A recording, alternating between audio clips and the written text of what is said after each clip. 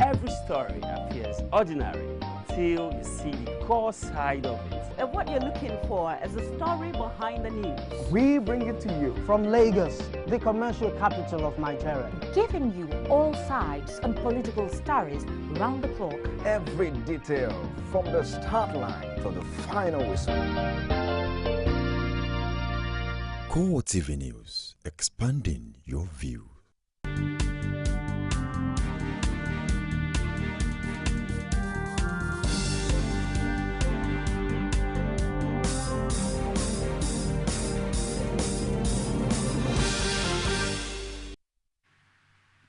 Hello and welcome to CoreTV Primetime News. I am Ebulomo Adekunle. In our major story,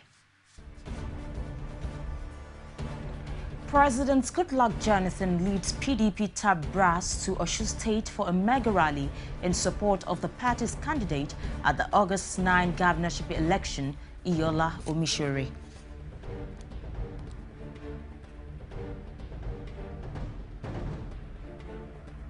Also in this program, Osun State Governor Rauf Aregbesola and the All Progressives Congress leadership described PDP mega rally for Omishore entertainment.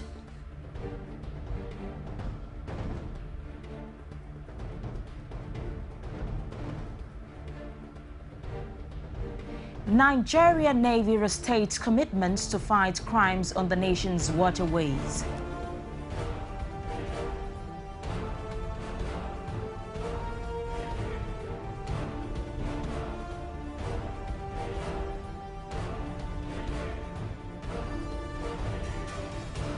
And outside Nigeria, conflict-ravaged Sudan suffers trouble as heavy flood renders hundreds homeless. And now the details. The PDP has warned against violence at the forthcoming governorship election in Osun State. The party made this known on the platform of its mega rally, graced by President Goodluck Jonathan and other PDP top brass. The report by Frank Omalape will be brought to you later during the course of the bulletin. In a related issue, President Goodluck Jonathan says on Saturday in Ile-Ife that the PDP candidates for the August 9 Osun governorship poll, Iola Omishore, would emerge victorious.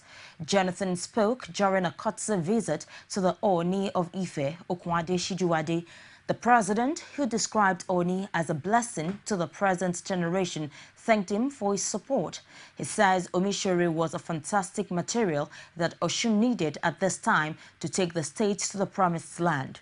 Shijuade described Omishore as a humble person, recalling that he stepped aside for former governors B.C. Akande and Olagunsoye Oyinlola when he prevailed on him.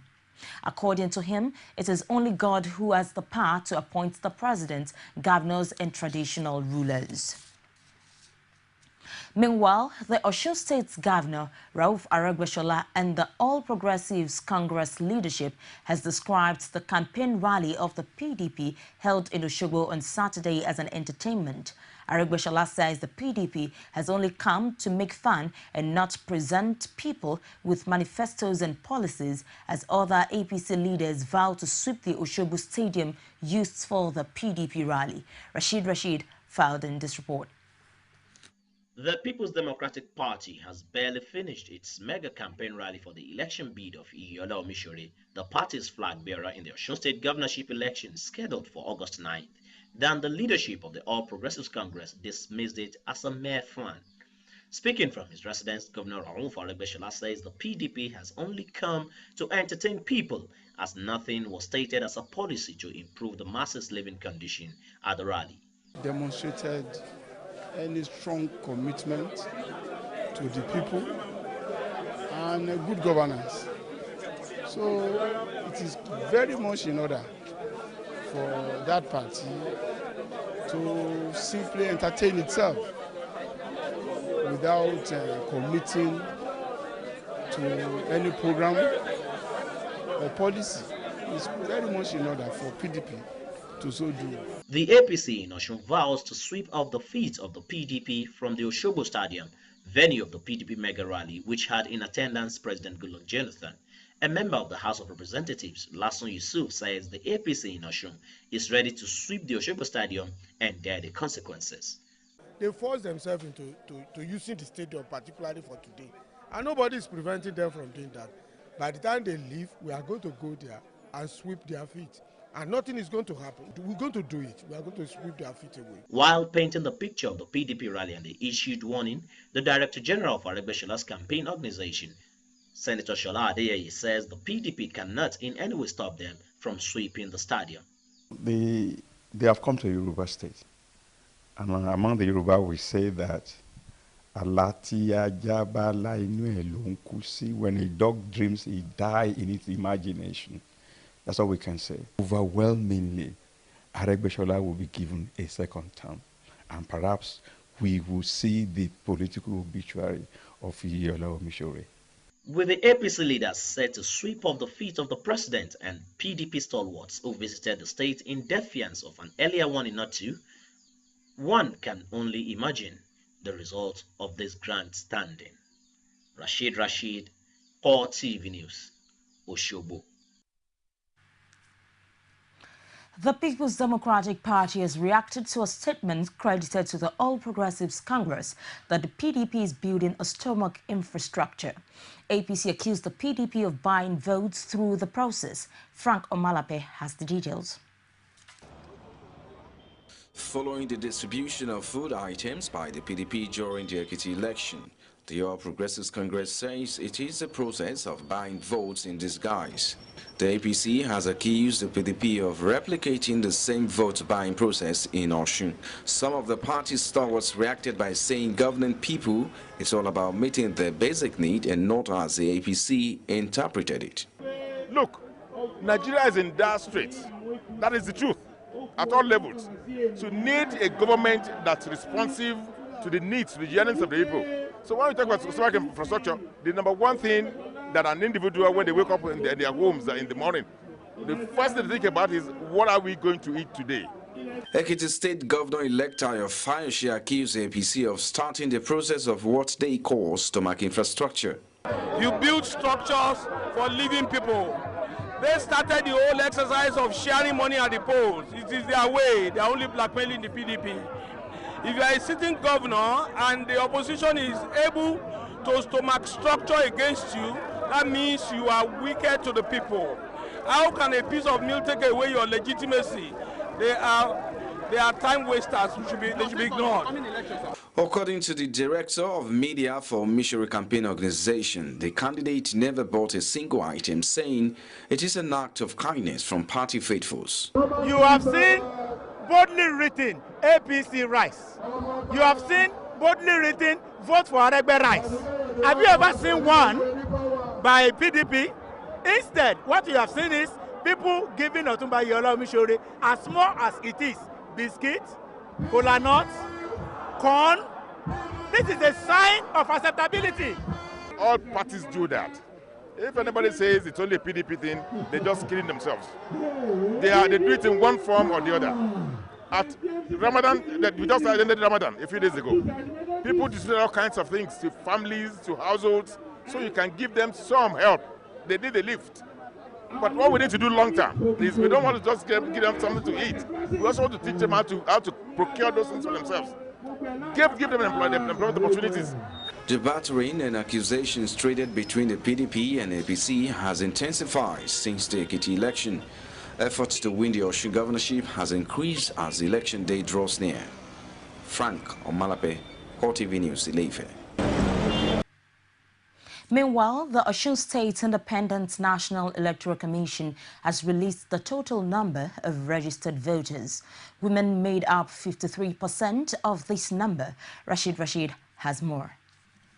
Women in Nigeria and the world over have been clamoring for equal representation in governance. The number of women as registered voters in the forthcoming Osun governorship election has again raised agitations for more representative positions in government. The Yaludi of Oshoboland, Adunni Kolade, urged women to take up their responsibility and place of pride in politics. We are all women and we are mothers to members of all the political parties in the state. We belong to this state and we don't have any other state that we can call our own. Therefore, as mothers, we cannot sit back and watch and allow things to go the way we don't want. A frontline female politician in Osun, Sariu Laoye, laments the political shortchange experienced by women from their male counterparts. Women are not allowed to go into meetings at night. If there is a meeting scheduled for the afternoon, which you do, immediately you leave there, they will call their caucus. The caucus will have to take some decisions which will be different from what you have done in the morning or afternoon. The director of Women Advocate Research and Documentation Center, Abiola Afolabi, however, says the tide is set to change as women are ready to take the bull by the hand, particularly in documenting every promises made to them by politicians during campaign. The essence of today is to bring people together to talk about the role women can play in ensuring that the August 9th election is free and fair, and also to give an opportunity for women who might have been saying people who are contesting for elections on the television, to give them the opportunity to interface with them, ask them questions, ask about their political party, how they can be members of the political party, and how the political party can be beneficial to women as a whole in the state. The forum was attended by chieftains of political parties seeking to woo the votes of women at the poll. Rashid, CoreTV News, Osogbo. The 7-man panel set up to investigate the Nasarawa State Governor, Tanko Almakura, did not sit on as expected. This was in spite of an inaugural sitting on Thursday where panel members insisted they were moving on with the task ahead of them. Pius Samuel reports. The building behind me is the venue where the 7-man panel sat on Thursday. They were expected to reconvene back here today to continue the investigations into the allegations leveled against Governor Almakura. But they have postponed the sitting to Monday, the 4th of August 2014. The situation generally in Nasarawa State is calm. It will be recalled that a few weeks ago, the State House of Assembly called on the Chief Judge to constitute a 7-man panel to investigate the allegations leveled against the governor. But citizens are going about their lawful duties as they wait patiently for the outcome of the panel of investigation. Pius Samuel, CoreTV News, Lafayette. The Nasarawa State chapter of the All Progressives Congress has accused the State House of Assembly of scuttling the fast pace of development in the state. Party chairman Philip Shekwol says the lawmakers had within 3 years consumed 6 billion naira of state funds. He made the claims at a press conference in Lafayette.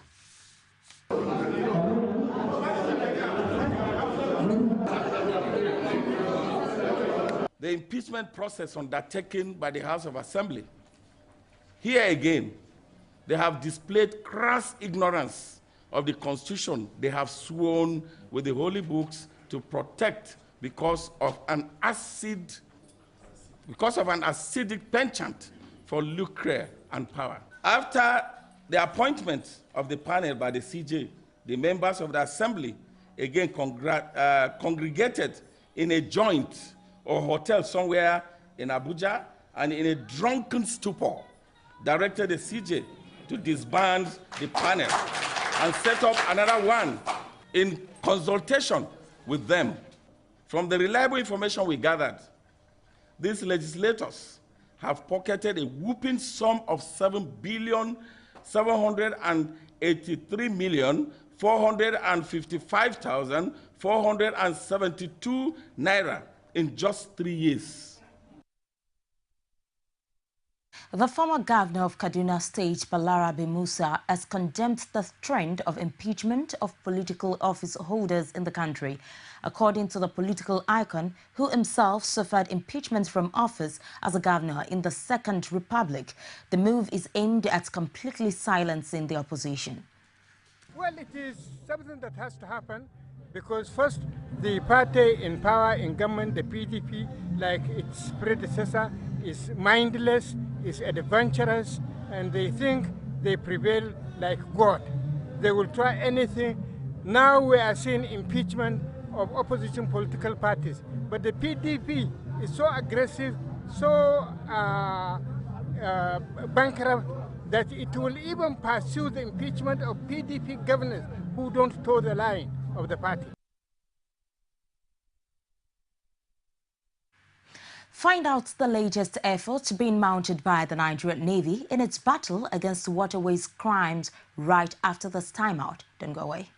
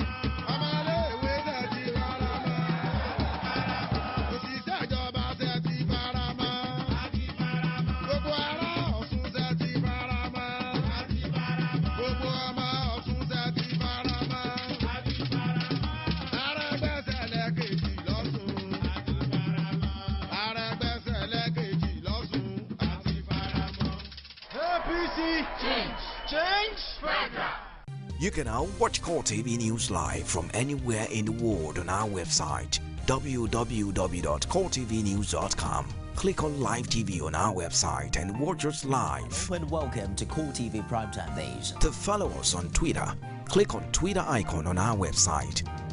On Facebook, click on the Facebook and YouTube to see all our previous news production. You can also watch us live on YouTube. Click CoreTV, leave a space, then News. CoreTV News, a 24-hour news station. Nigerians continue to tonight, the city of Lagos once again Be the first to know from the north, south, east, west, and around Africa. We break the news. One Nigeria. Now you can catch all the actions live as the news breaks. We are CoreTV News. Welcome to CoreTV, a 24-hour news station. From time immemorial, women have birthed life, shaped character, and by extension, influenced the society. Moremi of Ife, Emotan of Benin, Queen Aminat of Zaria, all women of influence and power. Whether it's before election, after election. How ironical. Women being so powerful, yet have few grounds in decision making. They see you as a wife, and I see you as a wife to a man. We are talking women in politics. A woman will be bold enough to stand up and say, I want to become president of Nigeria. Only on CoreTV News.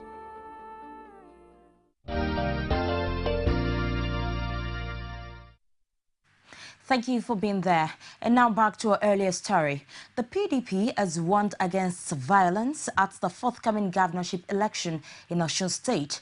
The party made this known on the platform of its mega rally, graced by President Goodluck Jonathan and other PDP top brass. Frank Omalape was there and now reports. The township stadium in Oshogbo was full to capacity for the PDP mega rally. Present at the occasion was the party's Board of Trustee Chairman, Tony Anene, President Goodluck Jonathan, Vice President Namadi Samba, and other PDP stalwarts who declared their unflinching support for their flag bearer in Yola Mishore.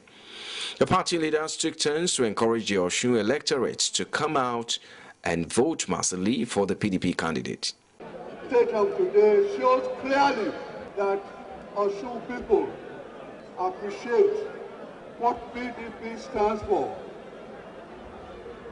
PDP stands for justice. We want to congratulate you because on the 9th of August, you are all determined to reclaim your mandate and to return to the mainstream of Nigerian politics. Congratulations. At the days of deceit, the days of looting, the days of oppression, the days of religious intolerance are over in Osun State. President Jonathan presented the party's flag to Mishore at the occasion and expressed utmost conviction that he will emerge governor of Osun come August 10, 2014. We hand over the flag of our party to our flag bearer and his deputy, Adeja Rebello, and His Excellency Senator Yola Omishore.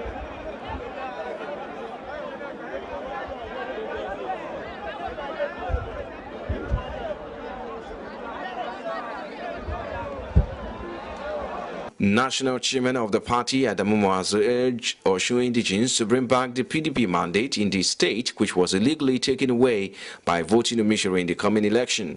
Of August, I believe, I trust that the Almighty God will use you to bring back our mandate under the able leadership of our flag bearer, our candidate, and he shall allow His Excellency Governor to be in the waiting, Senator Yola Omishore. The high point of the mega rally was the official declaration of former Minister of Aviation Femi Fani-Kayode for the PDP in Osun State. Today I have come to formally declare my intention before God, the President of the Federal Republic, and the good people of Nigeria to return back to my family, the PDP. I have left Egypt and I have come back home. President Goodluck Jonathan warns the opposition party against violence in the coming election. The stage, no doubt, is set for the election proper, which comes up in a matter of days, and only the outcome of the polls will prove to us who really owns the land. In 2011 elections, 10 young graduates, youth corpers, were killed in this country. 10 young graduates. We will not allow that to happen again. So anybody who thinks that government will fold his hands and allow miscreants to take over the streets of Osun State and cause havoc is deceiving himself. The PDP mega rally may have come and gone. One thing that is crucial in the mind of everyone present here is the coming election. But what is not certain yet to many political analysts is how this crowd will translate into significant vote for the PDP in the coming election. From the township stadium in Oshogbo, the Osun State capital, I am Frank Omalape, CoreTV News. The Nigerian Navy has restated its commitment to fighting oil thieves and other criminal activities in the country's territorial waters. Flag Officer Commanding Western Naval Command, Nigerian Navy, Sami Alade, made this known while extolling the virtues of the visiting HMS Iron Duke, a British warship dedicated to update and on patrols and drills around the African continent. Amotayolo, who was on board Nigerian Navy ship NNS Darina, brought back this report. The visit of HMS Iron Duke, a popular British warship, to the Nigerian Navy is one of the many visits of naval ships from countries across the world who have pledged their support to Nigeria's war against terrorism. On arrival in the Nigerian waters, the British naval officers entered into strategic session with their Nigerian counterparts. To cap the meeting, a joint exercise and patrol session was conducted. Aside from the training exercises, patrols and skill acquisition from their British colleagues, Sami Alade says the visit is also designed to enhance diplomatic relations between the two nations. For the commanders of the British and Nigerian ship, the protection of the national waters is key to guaranteeing security in the country. When there is crime at sea, it affects every nation because so much of the world's trade flows by sea. So it is important that the civilian ships, the merchant navy, are able to operate confidently and safely to make sure that world trade moves smoothly. And so the role of navies is to work together to ensure that freedom and that safety is in place. Well, issue of illegal oil bunkering is an issue in our waters, okay? And so many people, if we arrest you, we deal with you appropriately. Simple. The flag officer Nigerian Navy emphasized that Nigeria's expansive territorial waters requires more patrol ships and heavy presence of the Navy to ensure adequate security. The mainstay of Nigerian economy is out there at sea, and it is oil, and this is where we protect. So we need more funding so that we can continue to protect the assets offshore.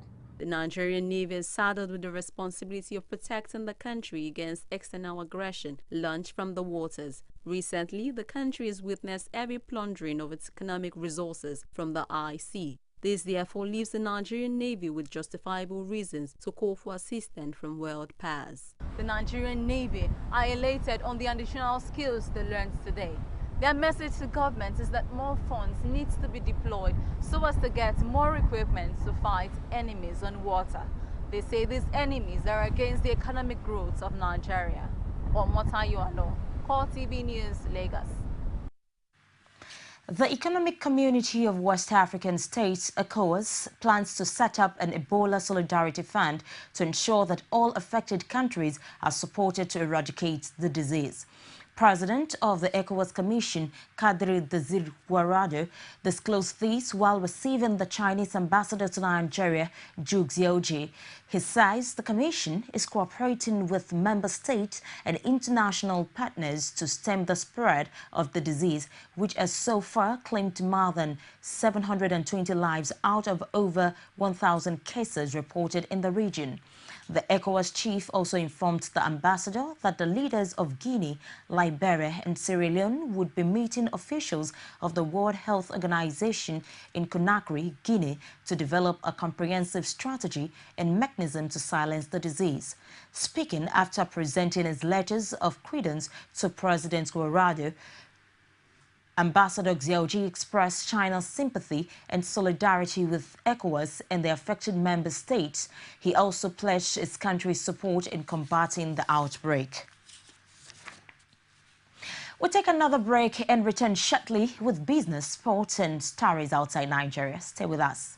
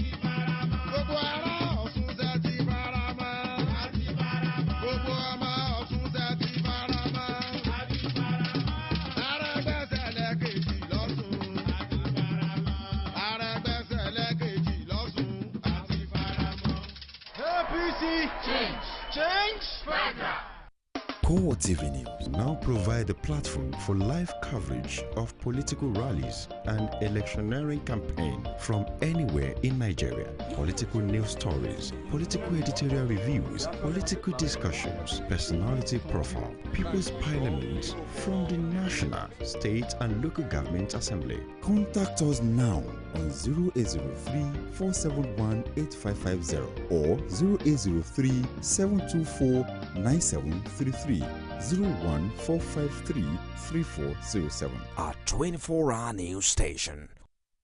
CoreTV News presents a platform with presence in over 30 states of the Federation. Be sure to be here. For live coverage of events, we have the capacity to deliver from anywhere in Nigeria and beyond. Contact us now on 0803-471-8550 or 0803-724-9733. 014-533-407. Our 24-hour news station.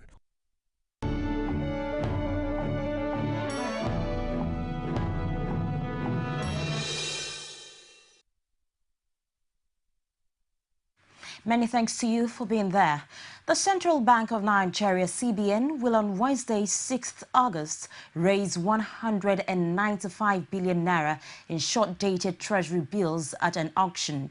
The bank says it plans to raise 45.17 billion naira in one-month treasury bills, 50 billion naira in six-month paper, and 100 billion naira in the one-year debt note.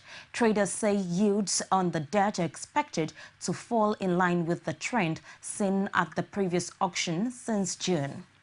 And now to sports stories. The acting president of the Nigeria Football Federation, Mike Ume, has charged the Golden Eaglets against complacency ahead of the second leg of the CAF Under-17 Championship qualifier against their Democratic Republic of Congo counterpart. The match is billed for MKO Abiola Stadium, Abeokuta, on Sunday. The Golden Eaglets have a 1-0 lead from the first leg. Ume says he is confident that the Golden Eaglets will overcome the Congolese to reach the final round of qualifying. The winner of the fixture between Nigeria and Democratic Republic of Congo will take on the winner between Ethiopia and Gabon in the final round of the series in September. Both teams played a scoreless draw in Addis Ababa in the first leg. Next year's African Under-17 Championship will take place in Niger Republic between 2nd and 16th May, with the FIFA Under-17 World Cup finals set for Chile from 17 October to 8th of November. A brace from Oshoala Azizat and DK Courtney helped the Falconets win their second friendly match against Under-18 Kodiak AAA boys by 4-2. The match played at Rocky Stone Centennial Park, Moncton, Canada, is part of the team's warm-up to the World Cup build to kick off in 3 days. Falconets' first goal came 3 minutes apart from an earlier goal by the Kodiak boys 2 minutes into the match. 3 minutes into second half, Azizat Oshoala converted a header from Courtney Dyke to put scores at 2-1 before Courtney Dickey gave Falconets a brace, ending the match at 4-2. In the meantime, the head coach has dropped one player, Eyeblora Winifred, from Falconets camp, bringing the current number of players to 21. Former world and Commonwealth champion Amantul Monsho has been provisionally suspended after failing a doping test following the women's 400 meters final at Glasgow 2014. The A sample of Botswana's Monsho, who finished 4th in the final, tested positive for banned stimulant. Further tests of the B sample would take place on Monday in London. Monsho won Commonwealth gold at Delhi 2010 and the world title in 2011. And now to stories outside Nigeria. More than 3,000 homes have been destroyed by floods that hit almost half of Sudan's state over Ramadan and the Eid al-Fitr holidays Official media said on Saturday there were 184 injuries during the deluge, which affected around 6,100 families, about half of them in Nile and North Kordofan state. Homes in the capital, Khartoum, were also inundated when rain and high winds lashed the region last Tuesday night and on July 25 at the start of the rainy season. Among the victims were more than 3,000 residents of Jabarona, near Khartoum's twin city of Omdurman, said Kabir Jeremiah, humanitarian attaché at the South Sudanese embassy. Shelters housing South Sudanese there have been destroyed. Residents tried to move their meager belongings to dry ground while they manually dug out channels to drain the water, Jeremiah added. Thousands of impoverished South Sudanese have been living in rough shelters in Jabarona and numerous other outdoor settlements in the Khartoum area. They have been waiting in vain for assistance to travel to South Sudan after the country's independence 3 years ago. Flooding in Sudan in August last year affected up to 500,000 people and killed 50. Egypt's President Abdel Fattah al-Sisi says an Egyptian truce plan provides a real chance to end the Gaza conflict, stressing the need for its speedy implementation. Sisi disclosed this at a joint news conference with visiting Italian Prime Minister Matteo Renzi. A Palestinian delegation is expected in Cairo to discuss a truce a day after a temporary ceasefire collapsed, with Israel and Hamas blaming each other. When the latest Gaza war erupted last month, Egypt, the traditional broker in such conflicts, cobbled together a ceasefire proposal, quickly backed by Israel, Arab government, and the United States and the United Nations, but brushed off by Hamas. Hamas accused Egypt of coordinating with Israel and bypassing the Palestinian movement when offering the ceasefire proposal. Sisi, who last year outstayed his Islamist predecessor, Mohamed Morsi, had moved to further isolate Hamas, a close ally of Morsi's Muslim Brotherhood. The Brotherhood has faced a brutal police crackdown since Morsi's overthrow last year. Sisi insists that the Egyptian proposal could be the basis to launch negotiations between Israel and Hamas. Renzi gave his backing to the Egyptian initiative and called for the release of an Israeli soldier said to have been captured by Hamas. Hamas's armed wing has denied any knowledge about the fate of the missing Israeli soldier. A joint Palestinian delegation, including Hamas and Islamic Jihad representatives, is arriving in Cairo later Saturday for talks for a longer-term truce in Gaza. A proposed three-day truce that began at 500 GMT Friday collapsed amid a deadly new wave of bloodshed and the apparent capture of an Israeli soldier by Hamas. Tunisia briefly reopened its main border crossing with Libya, allowing some 200 people fleeing unrest to enter its territory, a day after violence prompted its closure. 50 vehicles with Libyan number plates were seen crossing over the border into Tunisia over a period of about an hour, and some people carrying luggage did so on foot before the posts were shut again. A security official at the Ras Jadiru checkpoint, who spoke on condition of anonymity, says Tunisia would alternate between opening and closing the crossing without specifying why or at which intervals. The authorities closed the crossing at midday on Friday after Libyan border guards fired warning shots to keep back a crowd of people trying to enter Tunisia in order to escape violence. The Tunisian government has urged its estimated 50,000 to 60,000 nationals in neighboring Libya to leave as soon as possible because of violence that has raged there since mid-July. Libya suffered chronic insecurity since a revolt in 2011, with the government unable to check militias that helped to oust dictator Muammar Gaddafi and facing a growing threat from Islamists. Fighting between rival militias in Tripoli has forced the closure of the city's international airport, while Islamist militants are battling the armed forces in the eastern city of Benghazi. In the past week, many countries have ordered their citizens to leave and in some cases have evacuated them. And this is where we draw the curtains on the weekend edition of our Primetime News. On behalf of the entire production crew, I am Ebulomo Adekunle, wishing you a wonderful week ahead. Good night.